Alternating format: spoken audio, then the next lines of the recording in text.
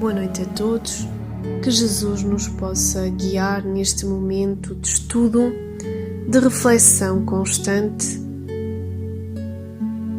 e que as nossas atribulações, pensamentos negativos, ansiedade, desespero, mágoa, possam ser colocados de lado.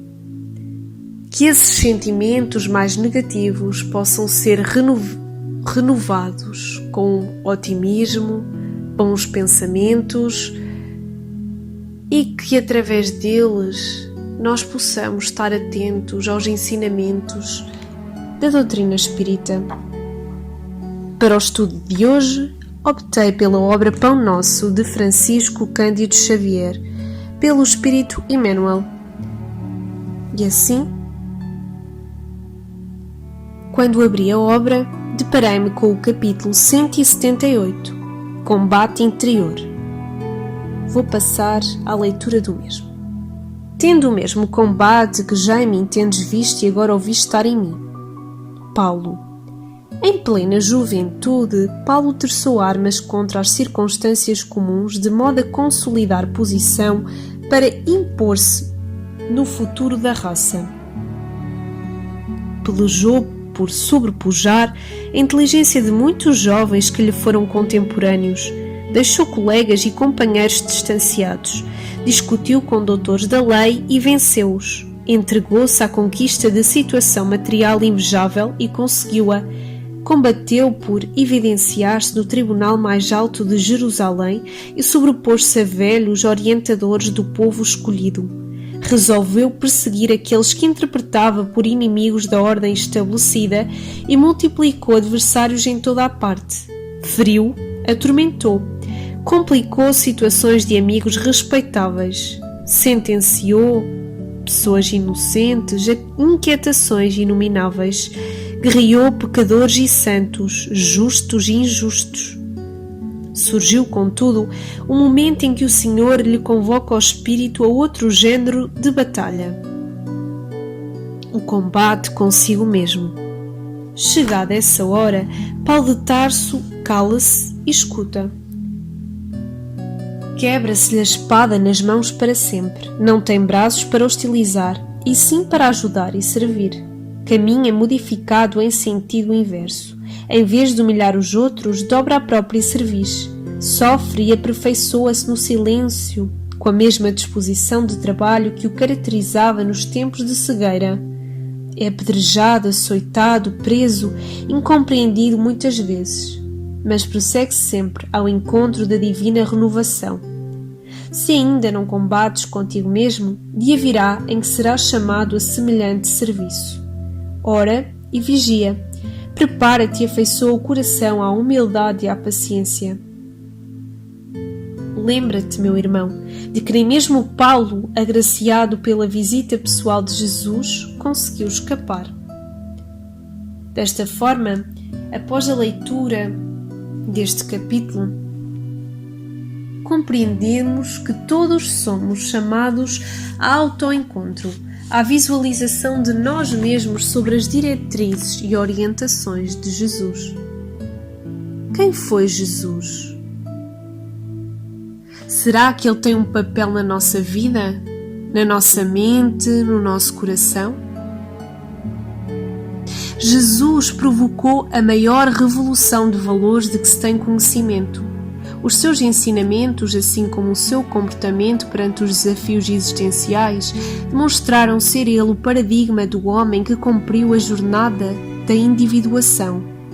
Por isso, são variadas as vertentes do comportamento humano que tentam compreendê-lo, estudá-lo, investigar toda a sua vida e chegam assim a considerá-lo o maior psicólogo que já existiu, ou mesmo o homem interior ao qual conduz o caminho do autoconhecimento, que é o reino dos céus dentro do homem.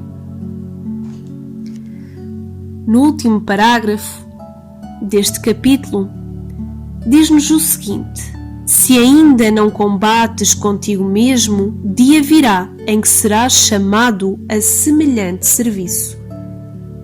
Assim, todos, sem exceção alguma, somos convidados à modificação íntima. Para o alcance da transformação moral, é crucial que se atenda ao conhecimento de que não é um processo de negação dos nossos defeitos, pois seria apenas desgaste da nossa energia.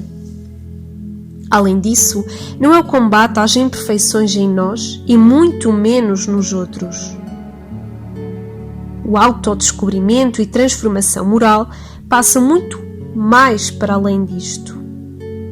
Joana de Ângeles refere: para quando o surgimento da crítica áspera, da censura, do queixume, que nós consigamos compreender que o problema não é do outro, mas a projeção da nossa imagem refletida nele, manifestando o complexo que se exterioriza. Consideremos ainda que a transformação moral não é um processo de fuga dos nossos defeitos, muito menos de construções exteriores.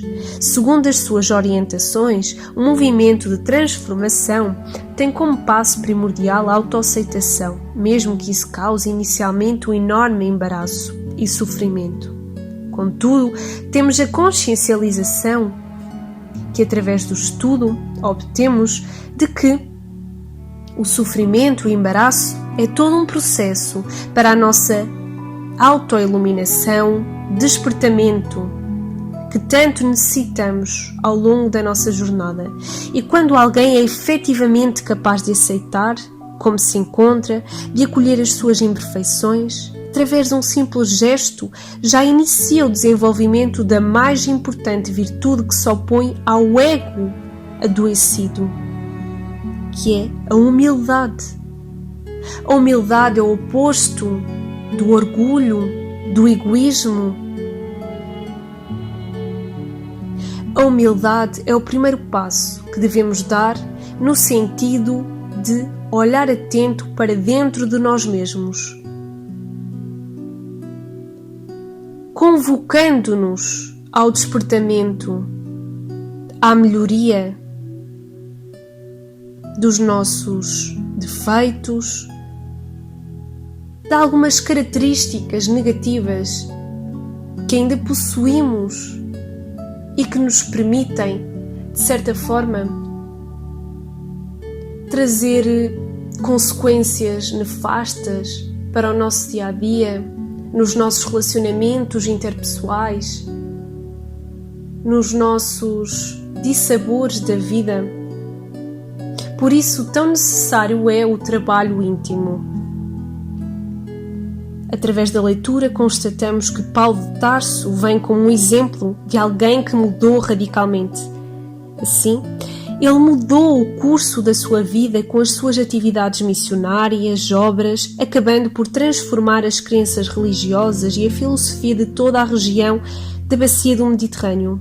A sua conversão, digamos assim, ocorreu na estrada de Damasco, onde ele afirmou ter tido uma visão de Jesus que o deixou temporariamente cego. O mais impressionante de toda esta história fora, sem dúvida alguma, a mudança na sua forma de pensar e de agir. Historicamente, Paulo auxiliou muitas pessoas através das suas palavras e através dos seus atos. Ele comprometeu-se enquanto missionário.